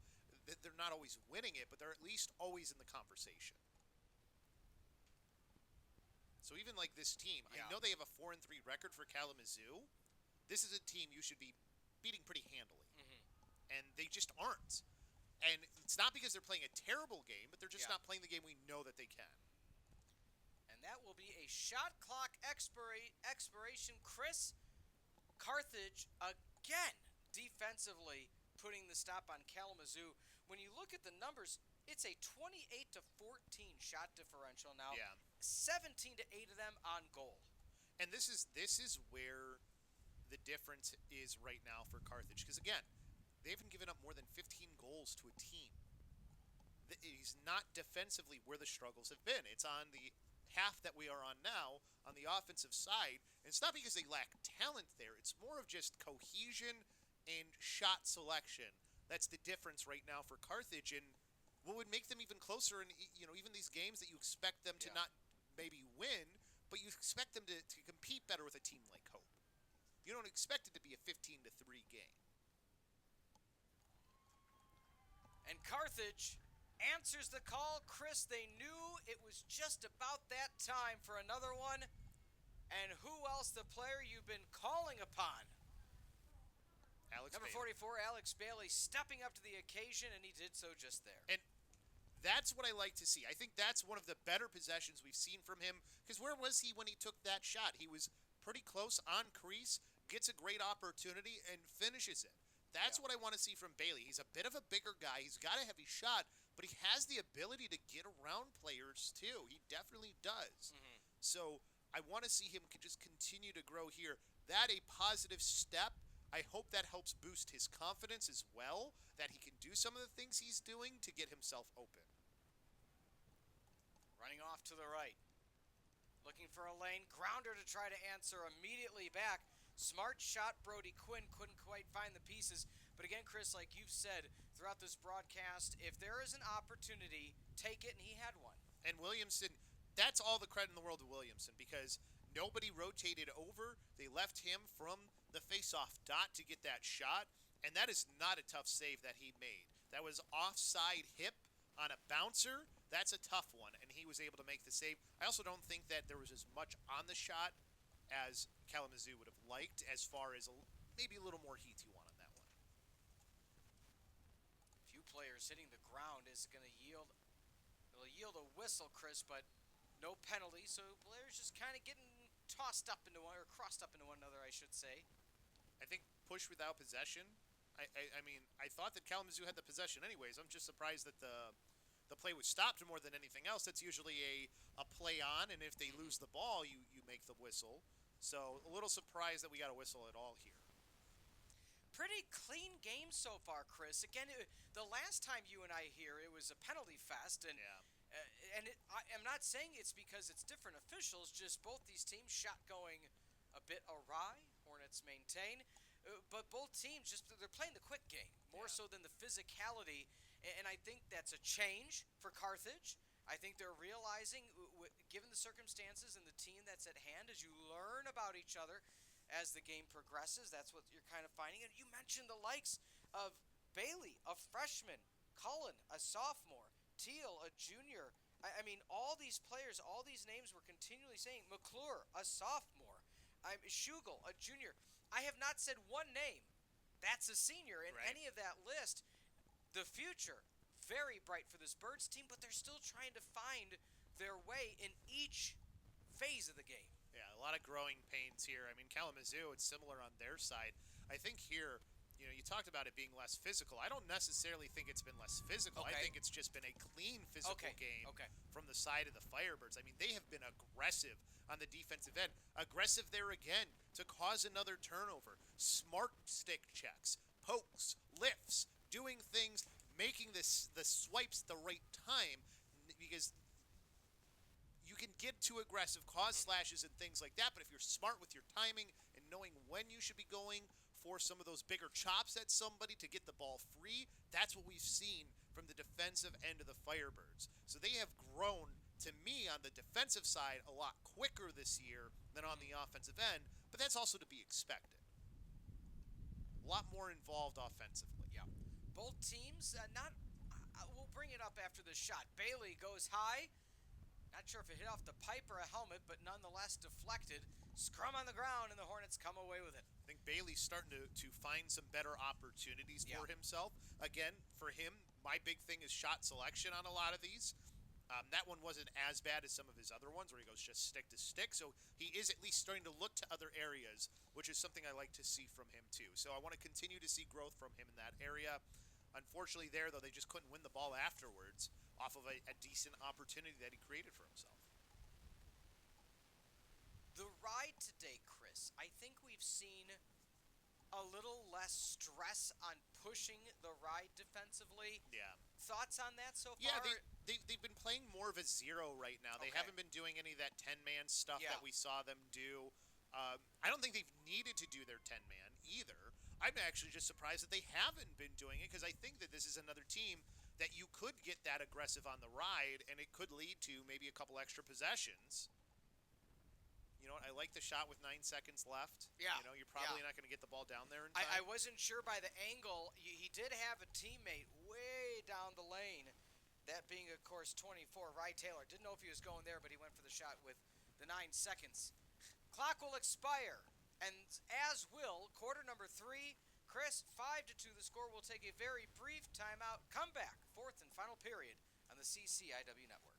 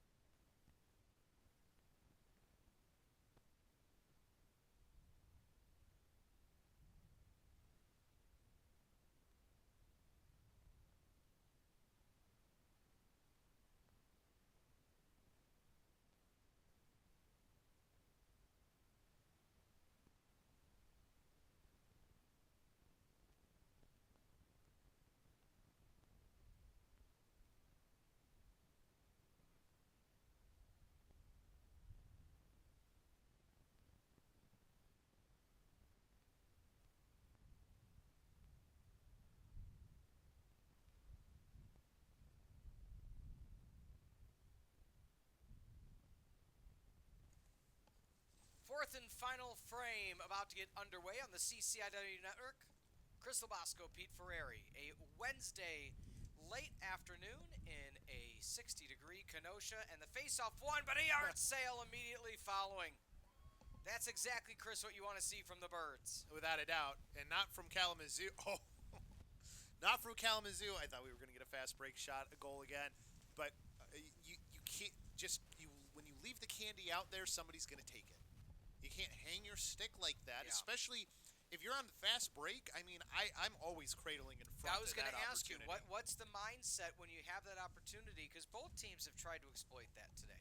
Yeah, I mean, it's just about having the awareness of knowing that there's probably going to be a player coming, and the only thing that protects the stick better than there's nothing that protects it better than your body, right?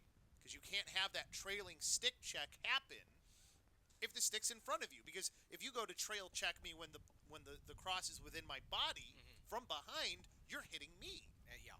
and then I'm getting a penalty called against you because you tried to, and you probably smacked me in the head or something. Yeah. No, that's a good point. Do see one of the Birds doubled over at midfield. We'll wait and see what transpires there. Okay, looks all good for Bailey. Not quite. It was an off-ball contact play, Chris. So, as you know, that happens sometimes. Oh yeah. I played in college. I played a little bit of long stick defense, and I mean, I didn't make contact with the other player that I was standing next to, but did I put my lacrosse stick in front of his face and make it hard for him to see what was happening on the other end? The answer maybe. is yes. You know, I won't confirm or deny that I've done things like that before. Do I know some players who might have used the butt end of their stick to push down opposing player's sock? Now, I never did that, but do I know players who did that? They Absolutely. Push down the sock. Yes. In real time? In real time. Okay. Just took their stick and just slid it down. And, you know, because some of those guys wear the higher socks. You know, you won't see as many. You don't see as many guys nowadays wear like the like half calves or like they were before. Yeah, I was gonna ask. I feel bad. I don't remember your sock choice. I had the ones that were basically it was like Up I to was the wearing knee. it was like I was wearing a pair of pants almost. Yeah. I liked having those higher socks, although I wore some of the lower ones too. But it was either really low or really high. Yeah, don't give him that midi. Yeah, exactly. Switch to the far side as we see the likes of Kyle Sisney wearing a blazer for the Birds. They are fired up now, lead extended. And Chris, we spoke about the lighting of the embers of the future leader offensively for number 44, Alex Bailey, and boy, oh boy, is he letting it rip. He's really starting to find his groove here, it seems like, especially on what he wants to do offensively when he is the main carrier of the ball on the offensive end, when he's the one doing the dodges, when he's the one initiating what's happening on the offense. He's finding some good lanes. He's got a heavy shot. That's what you like to see from him. I want to see more stuff like that, especially, again, good ball placement, went low offside of the goalie from his stick side. That's what I like to see from Alex Bailey, and he's just continuing to get better.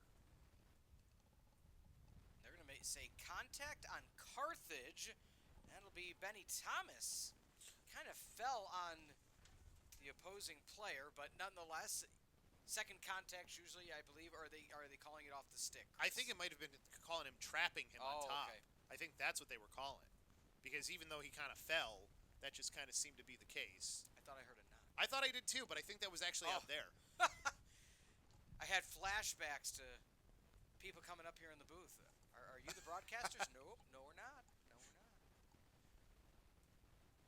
Running it down, and a 4-goal lead for Carthage. Chris shot differential 34 to 19. Wow. And Bailey, of course, as mentioned, his surge. He's at 2 goals individually speaking. And the fans hamming it up for Carthage as we speak. That, I don't know how he knew there was an open player there, but Ben Thomas, that was impressive. Oh, the one touch. Ring it up. Smiles galore for Rocco Paddock, the junior out of Palatine. Again, all created because Ben Thomas, eyes in the back of his head, I don't know, knows that there's a player open on the other side of the field, puts a perfect pass over that creates the fast break opportunity, and just good job by Rocco finishing it off. Chris, I know we still have 11 and a half left in the game. 5-goal differential. Haven't seen a lot of offense for Kalamazoo in quite a bit of time, meaning 1 goal in the first, 1 goal in the second, blanked in the third, blanked so far 4.5 into the fourth. What have you seen for this Carthage team in an optimistic manner, as they are just, anytime we spoke about the ride and the shot, who's going to get it, it's going to stay with the Birds. Even if Kalamazoo gets the face-off, Carthage, within a matter of moments, gets it right back. Aggressiveness and controlled aggression being the key word here, right? They're not getting penalties for the things that they are doing. They're playing aggressive on ground balls. They're playing aggressive on defense, which leads to opportunities for their offense to get set up. And even though your offense has been sputtering at times, you continue to allow them opportunities, reps, to get better, to try and control and understand what they need to do. So smart from that sort of position, and you know they'll have a few passes that they'll miss, like the one there, but doesn't hurt them. They manage to keep the possession.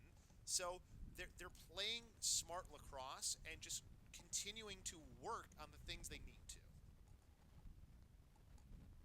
I think they're also playing an opponent that gives them that opportunity. I don't think Kalamazoo is one of the stronger opponents they will see this year. I know they have a winning record, but they haven't played the competition level that we've seen from Carthage so far. Bailey looks near side. Side shot, long range, bottom right corner, nothing but the back of the net for Slattery. And that's what I like from Bailey, too. He sees where the open player is, makes the skip pass because he knows he can get it there, leads to the goal. This I have been very happy with what I've been seeing from Alex Bailey in this game. This is growth from where we saw him when we saw him play in the Dubuque game, where almost every shot we saw from him, stick side high, taking shots that may be a little bit too far, even though he has a heavy shot. Not the case today. I don't think we've seen any stick side high shots from him even. No. The shot selection in real time has just improved. And again, when you look at the prowess of Vlad, he was having a 700 save percentage, 14 saves at the time on 18 goals again. So he had done a stellar job with the amount of shots that Carthage has had. But at some point, some are going to find the back of the net, and especially when the shot selection has improved so much. Over and back, it's called there. It was tough to tell from our angle if it actually did that, but it did. The official right on that midline, so he could tell better than we could. So another possession here for the Firebirds. For the side of Kalamazoo, you just haven't had any offensive time. You've really been struggling on the defensive end. You've kept them from taking some super prime shots. You're not seeing those right on the doorstep shots that we were seeing earlier on in the game. But they're possessing so long. Your defense is just going to be tired with the amount of time that they've been out there, even if you're switching guys out. Dodging right, low to high.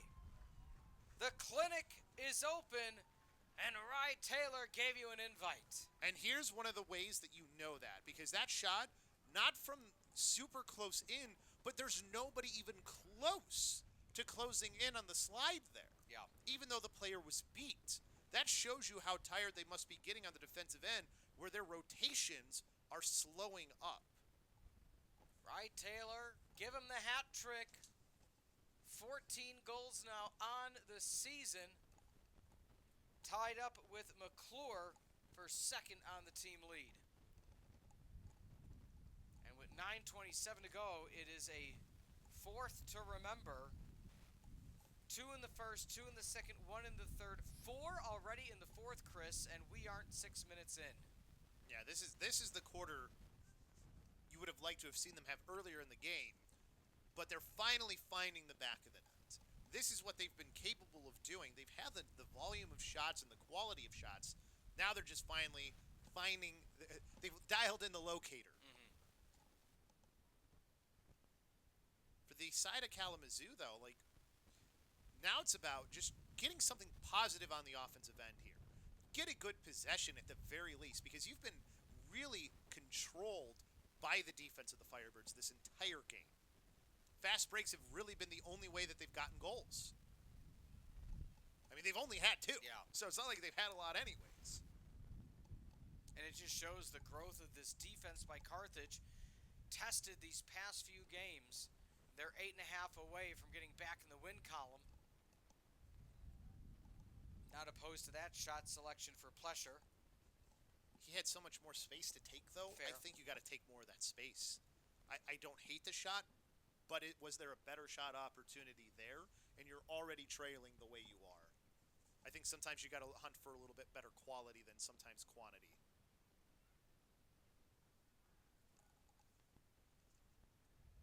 Carthage now back with Williamson.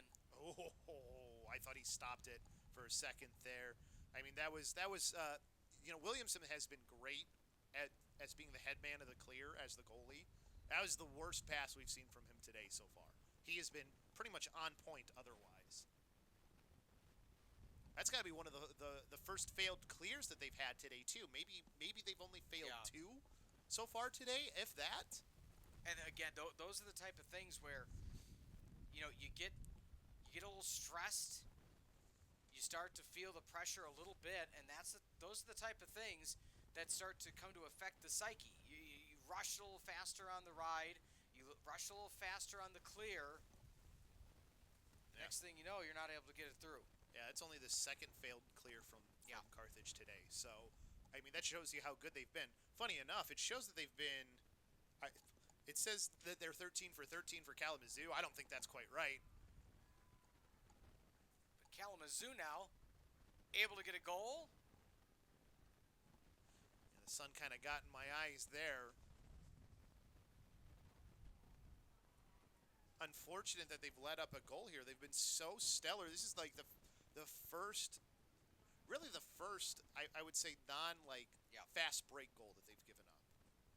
The first one might have been non-fast break too, but still. I mean, you've only given up 3 goals. That's still pretty good.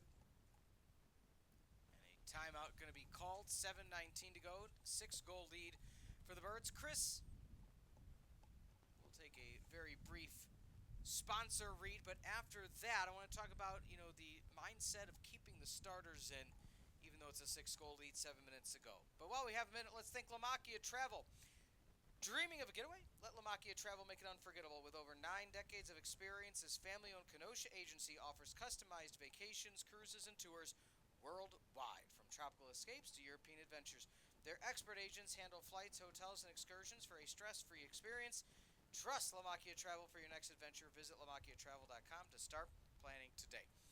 With that being said, alongside Chris LoBosco and Peter Ferreri, 9-3 score. Chris, if you are Carthage, my assumption is you want to secure the win. You want to play the whole way. I'm assuming starters the whole way.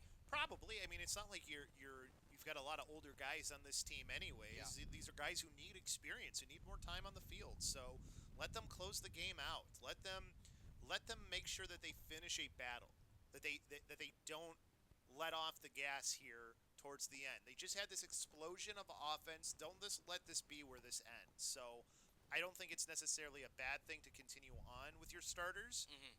And to be frank, start 10-man riding here. If you're Kalamazoo, you could get back into this game quickly if you start to get some good possessions. A goal a minute is not unheard of. Correct. And there's the make-it-take-it Lacrosse, as mentioned in the face-offs. For all intents and purposes, Chris, Kalamazoo, 10 out of 16 today.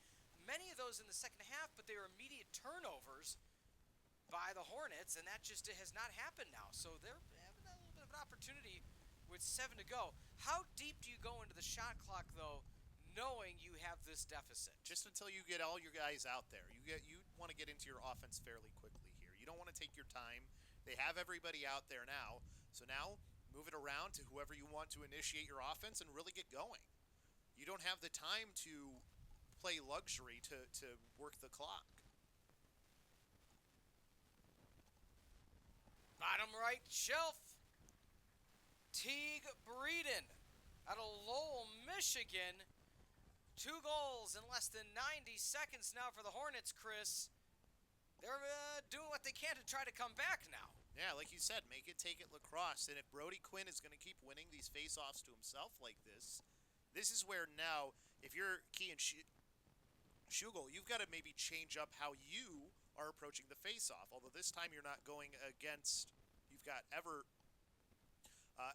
out there now. So not sure how this will go. I haven't seen how he's done against Everham. But this is where wing play can really start to become a factor too. Because your wings can make the difference. But if you've got a face-off guy just winning it to himself like that, then it becomes really tough. The continuation of the success for the face-off, Chris, coming into play. But again, this is where Schugel has to find a different way to attack. Because if you're not winning the clamp, there are still things you can do to make that tough on the other guy. Make it where he can't just pick it up cleanly to himself. I had a player who played for me who ended up playing at Wesleyan who he just stood straight up and just started and turned it into a ground ball because he knew that he wasn't going to win the clamp.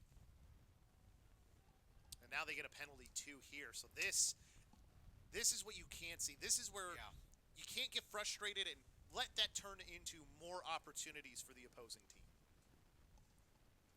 Well, it'll be just that. Time on the side of the Birds, 5:40 to go, 5-goal lead, but it's been 2 quick goals for the Hornets. Can the defense stand tall? And the Hornets here you still want to not take your time on the offensive end. Get a good shot, obviously, but don't be working the ball around too much. Just get your dodges, get your opportunities. Turning and firing Williamson in the net, but that was with 2 seconds to go. So the defense did its job, Chris, for that portion of play. Yeah, you get the reset of the clock on the penalty, though. Let's see what it is. slash, so that'll be a minute. So minute penalty here. This is a great man-up opportunity for Kalamazoo. We really haven't seen their man-up, especially for an extended period of time. So I'll be interested to see what they decide to do here. You've got a couple guys with some decent shots. So how do they want to attack this box and one that you're going to see on the other end? 60-second opportunity, man up for the Hornets. 9-4 your score. Penalty on Mo Broughton. So I think they probably want to set up that 99 in Breeden. He's got one of their heavier shots. Yeah. Grounder tickles the twine from long range. Number 26, Jake Asness. That was the other player I was going to say. That's probably one of the other ones who seems to have a heavy shot. They did just a little rotation. They rotated those players around, open up that defense, make that pass over to that man up top, and he gets himself a goal through some traffic. Folks, we were just going to mention when it was 9-2, should Carthage peel back? Well, the answer, of course, now is no. The answer now is no, because with 4:50 to go, Kalamazoo again gets the face-off, Chris. That's 4 in a row. And they have both guys winning right now against Schugel. They've got Quinn and Everham that are both winning in the face-off dots. Possession will stay with the Hornets. So a 3-goal unanswered run by Kalamazoo. And here's the thing, too. That shot actually gives them time to make sure they get everybody out onto the field that they want. So now they've got a full gambit of players out there that are the players they want, and now they can initiate. Like we said, a goal a minute. Entirely possible here. They get another goal here, and they've really got a chance to make this one interesting. Carthage needs one possession. Easier said than done. When the tide has shifted, albeit still down by 4. The turn and burn, and Williamson able to pick up the pieces. I don't like that shot at all from Tate Bless. If that goes in, it's more luck than skill. Yeah. Your momentum's taking you away from the goal. You're just not going to get anything on that shot. I mean, you're working off of a pick, and you're not attacking towards the goal. If you're attacking towards the goal and you take that shot, I might feel a little bit differently about it because you've got a better angle you can shoot at and everything else. That one, not a good shot. They're keeping the possession here, but they should be thanking their lucky stars that they even still have this. Dodging right, sifting in, high save again for Williamson. If you're going to do a jump shot like that, Yeah. better not put it high from that far out. That was one of my favorite shots to do. Opposite side, though, because I'm a lefty. But I'm always coming down to shoot low when I'm going in the air like that. Not sure if that's going to be a whistle for a timeout. I think so. So, Chris, the lead was dwindling. A 3-0 run for the visiting Hornets. 9-5 now the score. If you're Carthage, time on your side, 65 seconds. What can you do to dwindle the clock and try to find that remaining goal? You still work your offense. You might wait a little bit longer in the shot clock. One thing you have to see, how aggressive is Kalamazoo going to get on the defensive end? How far out are they going to play you? Because you can really make them work for things here too. If they're going to get aggressive, do they start doubling the ball? Do they pull their goalie out onto a player? Because if they start to do that, that's when you can really, really try and keep the ball away from them. That's what you're probably going to have to do. If I'm Kalamazoo, I'm down 4, and there's only 3 minutes left. I'm doubling the ball right now. I'm having my goalie out. I want 2 players on that player who's going to get on the restart from the beginning. That's what I think I would be doing at this point, because you don't have enough time to just play regular defense. You just don't.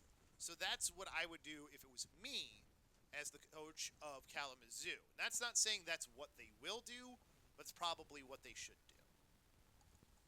Chris LoBosco, Peter Ferreri. Chris is going to have a little bit of a break before the beginning of the women's game. That'll be a 6 o'clock open in the draw control circle. I will be at volleyball at 7 o'clock, but a lot of action on the CCIW network between now and then. Goalie has been pulled, Chris. So they doubling the ball, and look at what it leads to. Ball on the ground, and I think they're going to say that this should have been called. Oh, they're saying it was are they saying it was a hold?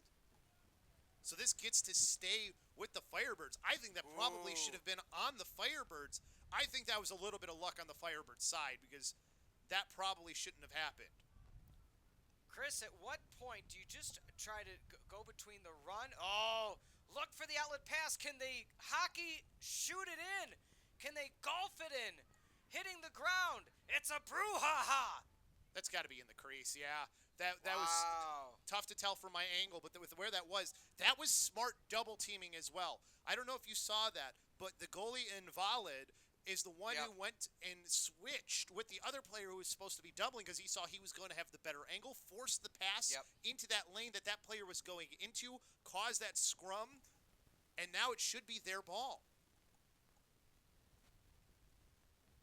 I think they're giving it to Carthage. They're giving it to Carthage again. I thought they pointed that it was in the crease. Oh my gosh. The Firebirds again getting a little bit of help here.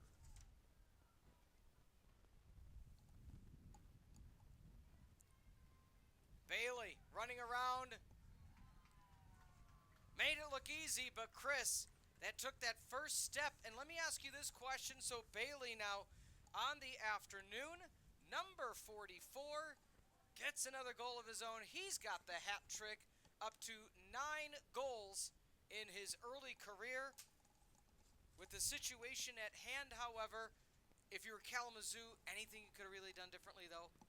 Player can't fall like that. That's really the only thing. I thought that was wise this time from the Firebirds. They didn't have that outlet player in that same position, so there was no opportunity for the goalie to come and be that guy doubling the ball like he was there. So I think a good adjustment on the Firebirds end. Just give Bailey the room. He's not going to lose the ball. That's one thing I will say for sure about Alex Bailey. When that ball's in his stick, he rarely loses it. So I think that was a smart thing, too, to give him the ball on the restart as well. Rolling through, the goalie peels back. 3 on 1. Doesn't matter. Britton Stanton delivers. Sigh of relief for the Firebirds. 2 quick goals in the last 30 seconds, Chris, as all the momentum had gone the way of the Hornets to come back from a 9-2 deficit to be down 9-5. Carthage now back up 11-5. And now you've kind of put the game out of reach if you're the Firebirds. So you did sweat for a little bit there, but you've done what you've needed to win this game. So give the Firebirds a lot of credit. I do think for Kalamazoo, I think that they're really unhappy that one of those calls while they were doubling the ball didn't go their way. But they're not giving up here. They're still winning the face-off and going for it. Well, and that's something, Chris. Oh! Just right off the face-off, nobody came to him. Number 6 for Kalamazoo, Everem, able to deliver out of Grosse Pointe, Michigan. And this is what's crazy, too, is they don't have just one face-off guy who's been beating Schugel right now. They have 2 that have been doing it. I was just making sure that goal registered online and looked up, and it happened just like that. I'm not even giving you time to look at who they were giving the assist to, if there was one. Contact. Wow! Fancy shot. Kean Schugel out of Victoria, Minnesota. And now we just have make it take it lacrosse for both teams. As you get the face-off, you're getting a goal. I think I'm more surprised that there was not a lot on that shot. I did not think that he was going to be able to get that one past the goalie. Yeah. That's impressive. I don't know if the goalie ever saw it. I think that Vlad maybe just never had an opportunity to make a save on it because he didn't know it was coming. Because that's when I thought he maybe had a chance to save. Folks, just wait. Right. We don't know what's going to happen next. Carthage gets the face-off. So finally, this is a good time for Schugel to win one, right? Now you can kind of ice this game out. You're not going to take off all the time here with these 74 seconds, but you're going to take off a majority of it. And you're at the point now, too, where there's no point in doubling the ball if you are Kalamazoo. I mean, if it's me, I'm still doing it anyways because there's no time like the present to work on what is one of the most important parts of a game. We know how valuable it can be to have to double the ball that way. So I would still be doing it here if I was Kalamazoo, but I understand not doing it and just playing aggressively and locking off the adjacent players. Chris, by our records, that is the first career goal for Britton Stanton. Good for Stanton. Oh my gosh, and they get another one. Now it's just the scoring bonanza. It was 4-2 at halftime, Chris. We spoke about the low output of goals. Carthage, 2 in the first, 2 in the second, 1 in the third. How about 8 in the fourth to match the 4 for the Hornets? Yeah, that's the game of lacrosse for you. You could have low-scoring quarters like we've had up until now, and then it just explodes. And it's funny how one team starts scoring and then all of a sudden the other team starts scoring too, even though they've shown no signs of life.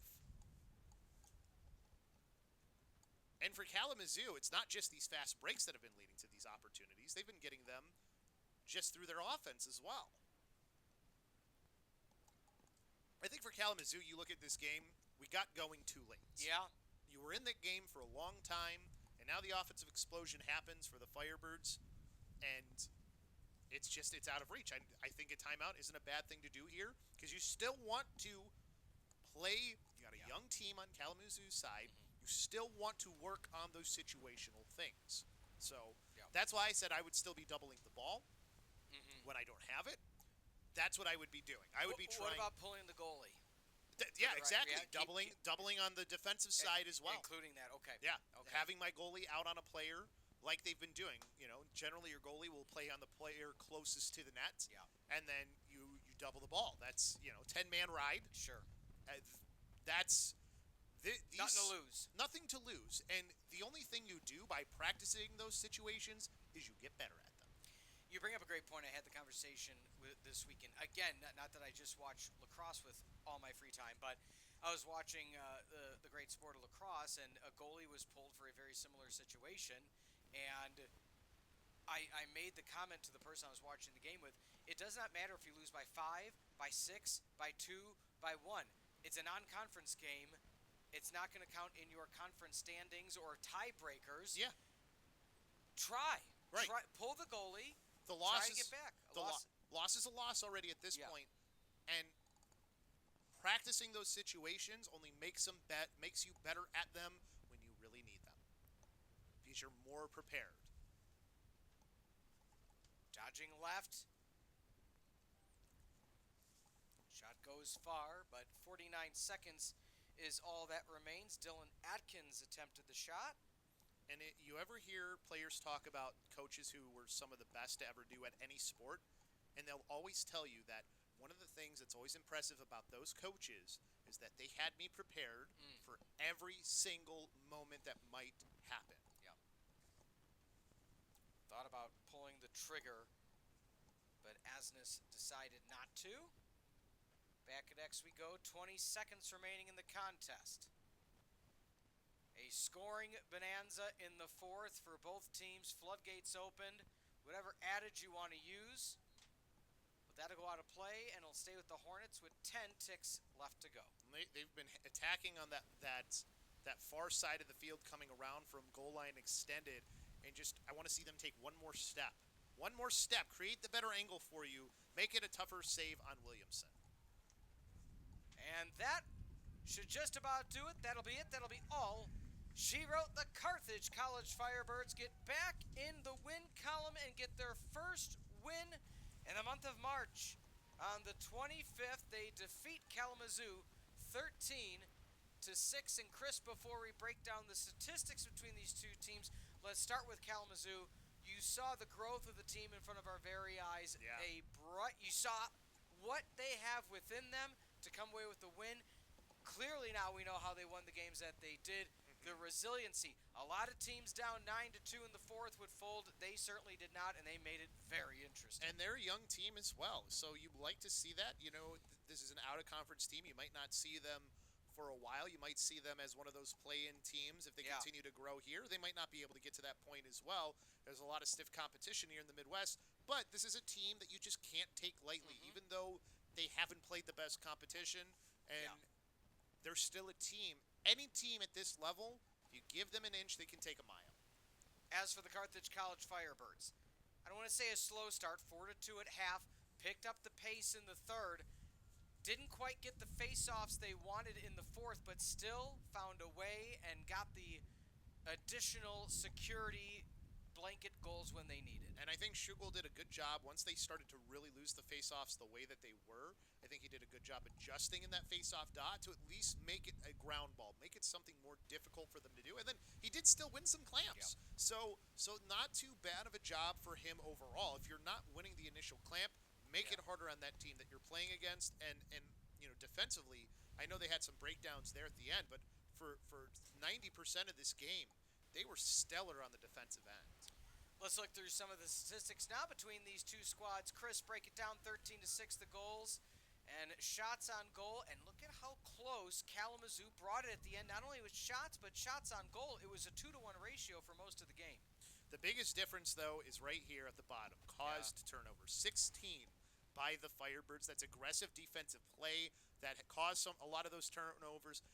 Great rides as well, making it difficult once they got to the midfield line. Those were the areas where Carthage really controlled the game and kept their possessions on the offensive end. They also had 6 assists to their 13 goals, so a lot of those goals were on assists as well, getting multiple players involved to make those opportunities happen. I always like to see a higher assist number than a lower one.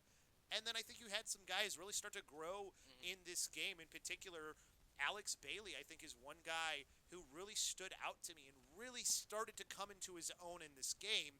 But this has to be sort of a launching point for him. You can't let this be the best game of your season. Oh, you bring up a great point. When we look at what the growth is going to be, they're going to need it this season. All full transparency on the broadcast, unclear why Westland didn't suit today. We'll keep you posted by the next contest what that answer may be, of course, being on the 4th. But point being, regardless of his status of the game, he was on the sideline today, and we'll see what the future holds. Speaking of the future, let's look at what's upcoming on the CCIW network. We mentioned it a few times. We'll mention it again. Chris will be on the call in just about 60 minutes for women's lacrosse versus UW Stevens Point. I will be across the park as North Park is in town to take on the 3rd-ranked team in the nation of men's volleyball. Saturday, softball versus UW Whitewater. That's a doubleheader at 1. I'll be back 3 o'clock Saturday for Augustana. And then Sunday, baseball versus North Central and softball versus Beloit. As for the upcoming schedule for the visiting squad of Kalamazoo, as we look ahead, Wednesday, the March 18th, will take on Aurora and the Spartans of that squad. Home of the, we like to say, Fighting Bill Downings, an old friend of ours. And just shows you how small of a world this is, Chris, right. that we just name drop people we know they're going to be on the broadcast. But excited for that. And again, next game for the Carthage College Firebirds, specifically Augustana, Saturday, April the 4th, excuse me. And that'll be a new friend of ours joining the broadcast team, Kevin. It will be on the broadcast for that doubleheader. And we're excited to have him join into the fun here on the Carthage College Firebird Broadcasting Production Network, part of the CCIW network. Chris, let's put a bow on it. Final thoughts on the game. Yeah, I think this is a good growing. This is a game for the Firebirds. This is a team you should have beaten by a good amount like they did. Yeah. So you like to see that. Handling things with Westland out, I think, is important as well. And I think sometimes that can help your team as far as growing when you don't have that guy who is clearly your main goal scorer, your main focal point of the offense out. I think that gives other people room to understand where they can be in this offense, so when you get Jake back, it can look even better. So making sure that Jake isn't the only one doing everything, because he was out shooting this team by double. If you were to take the next player, they still wouldn't reach the amount of shots that he had. So that's a big loss, but this is a big win without him. also getting you off of that losing streak, always a nice feeling. Well, Chris, and it kind of feeds into what we're going to talk about, or what you're going to talk about for the women's game. For a while, it was the Piper Lefevre show, and then it was the Rachel Harris show, and then it was the Augie Claridge show. It is a madhouse right now with the Firebirds, what they're doing offensively. Their only loss, a blizzard overtime condition loss, a full whiteout. Players couldn't even see where the ball was going. It's the only time they lost this season. It was a home game. Without that being said, a dominating season for the Firebirds.